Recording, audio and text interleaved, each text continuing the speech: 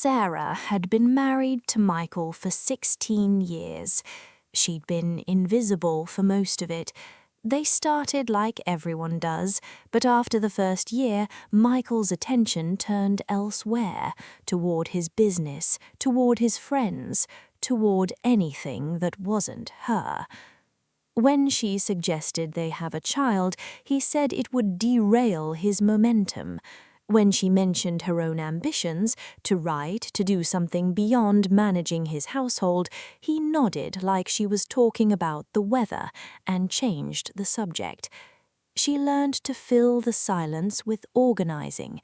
She kept the house, she managed his calendar, she made sure his mother had someone to talk to when he was too busy.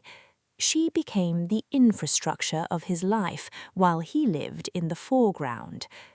The divorce papers came on a Tuesday. Michael had hired a lawyer. Apparently, he'd been planning this for months.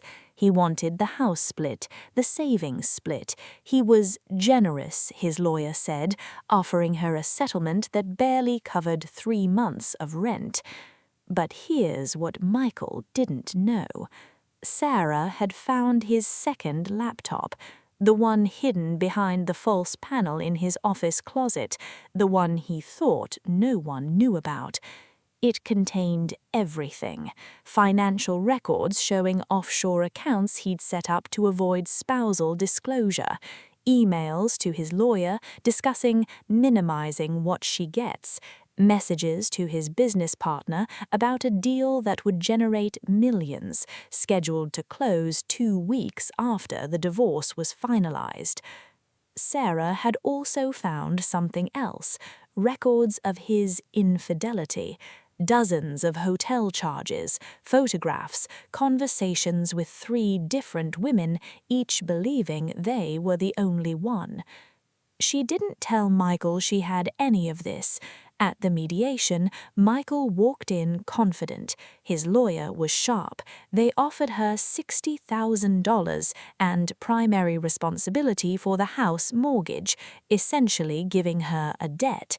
Sarah's new lawyer, the good one, smiled.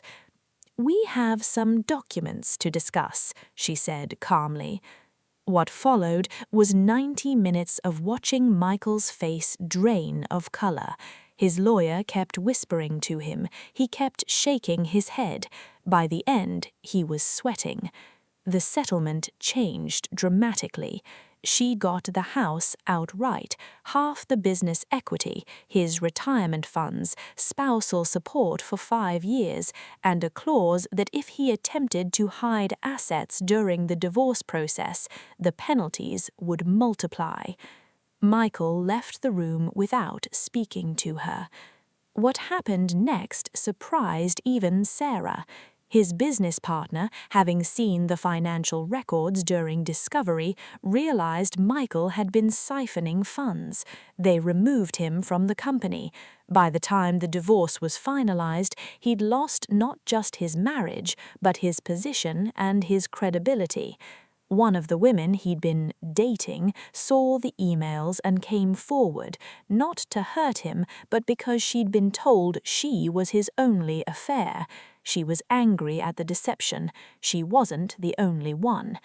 Within a year, Michael had to sell the investment property he'd been hiding. He moved to another city. He became the cautionary tale men tell other men about what happens when you underestimate your wife. Sarah stayed in the house. She paid off the mortgage in 4 years. She used the spousal support to invest in her writing, something Michael had dismissed decades earlier as not practical. Her first book was published. It was about invisibility, about how women are trained to accommodate, to manage, to make themselves smaller, about what happens when they stop.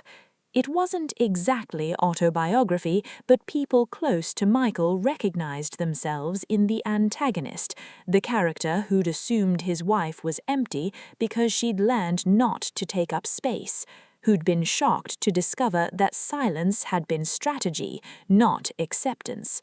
5 years after the divorce, Sarah ran into an old friend of Michael's at a bookstore. He was holding her book.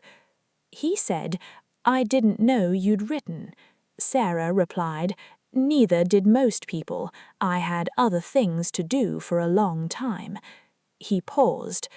"I saw Michael last year. He mentioned the settlement wasn't fair, that you'd—" He stopped. "But after reading this, I understand. I'm glad you understand."